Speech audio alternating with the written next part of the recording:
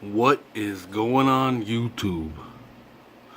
That's my best Giuseppe 1 Dave impression. But it's not Dave, it's Bob Lewis. Wanted to show off some, just got 6 vintage football cards here. Nothing too crazy, just wanted to show some cards. Got a 1961 Topps, Paul McGuire. He mostly known for his media stuff, but he did have a 10-year career. One of only 20 players to play his entire career for the AFL, and he won 3 AFL championships.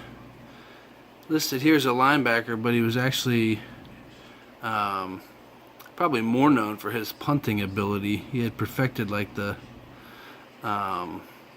punting the ball and like trapping it down in the corner. Thought that was kind of interesting. So I love these 61 Topps. Very clean and crisp. Okay.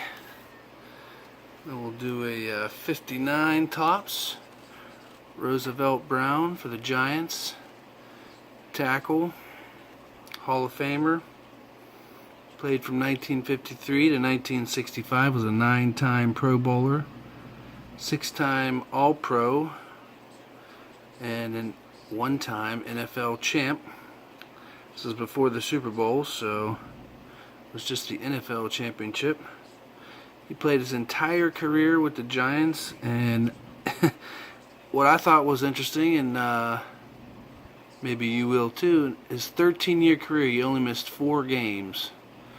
So the definition of dependability, Roosevelt Brown. And he did most of his blocking for this guy. 1957, Frank Gifford, Hall of Famer.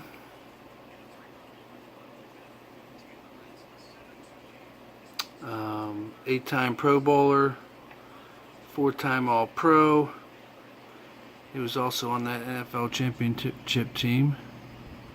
This set's most famous, or maybe most known for the Jim Brown rookie. I didn't know much about him, so I had to look up some stats on him. 12 seasons with the Giants, little over 3,600 rushing yards, 34 touchdowns, and 840 carries. But he also had 367 receptions for almost 5,500 yards and 43 touchdowns. So pretty versatile, running the ball and catching the ball. That was probably he was probably one of the pioneers in that regard. Nice little Heisman pose there, I guess. He lost 18 months in the prime of his career because he got crushed by Chuck Bednarik for the Phillies. Had to retire for almost 2 years. Came back and changed from running back to like a flanker position, which is more like a wide receiver these days. And was selected to 3 Pro Bowls that he was selected for at different times as 3 different positions: a defensive back, a running back, and that flanker. So he was pretty dominant in his day. And on the other side of the ball for that same Giants team was Sam Huff. What is this? This is a 1960 Topps. Sam Huff's a West Virginia boy. Just a stud. He's listed as a defensive tackle, but he was a middle linebacker. And also a Hall of Famer. 5-time Pro Bowler. 2-time All-Pro, and also an NFL champ. I didn't realize that he played for the Redskins in the latter part of his career, but he was a stud. Dead-Eye Dick when it comes to recovering fumbles.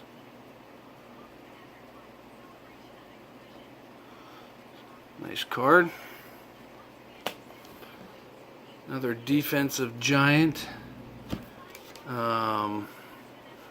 know this guy, what is this, 68? I'm not real familiar with what these these old vintage football sets here, so I have my little cheat there. 68 Tops. Is this Tops? I think it is. Not much needs to be said about this guy that you don't already know. Never won a championship, which was I found surprising. Played all 9 seasons with the Bears. I think some of his nicknames I thought were cool. The Animal, the Enforcer, the Maestro of Mayhem, and the Robot of Destruction. I'm not sure if any of those he preferred. Probably the Animal, maybe, right? And then lastly, he's kind of a cool card, even a sweeter story. This is Brian Piccolo for the Bears. This is his only card. It's his rookie card. He wasn't selected for the NFL or AFL drafts, so he tried out for the Bears as a free agent and made the team in 1965. Just a practice squad. But the next year after that, he made the main roster in '66, and mainly as a special teams guy. But did get more playing time the following year in '67 when Gale Sayers injured his knee. Had his best statistical season in 1968. He posted a career best with 450 yards on 123 carries, a 3.73 average, 2 touchdowns, and 28 receptions for almost 300 yards. He was moved to fullback in 1969, playing in front of Sayers, and they made a pretty good tandem in the backfield in those years. Interesting. I've never seen the movie, but Brian's song apparently is the story of Mr. Brian Piccolo here. His name is spelled wrong too here. I don't know if they just didn't check. Not too much quality control in those days or what, but I think the movie is kind of accounts for I guess in that one of those later seasons, the team captain suggested that position players room together during camp, and Piccolo and Sayers were the same position, but obviously one white and one black guy, and so tough times. But I think there was a special relationship, a special bond that was built between those two guys. Brian Piccolo died of a cancer at the age of 26 on June 16th, 1970.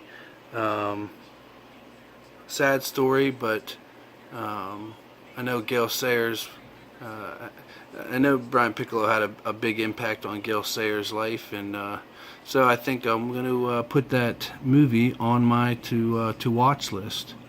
But that's all. Just wanted to show off a couple vintage football cards. Hope you guys enjoyed. Thanks for watching. Talk to you next time. Take care. Bye.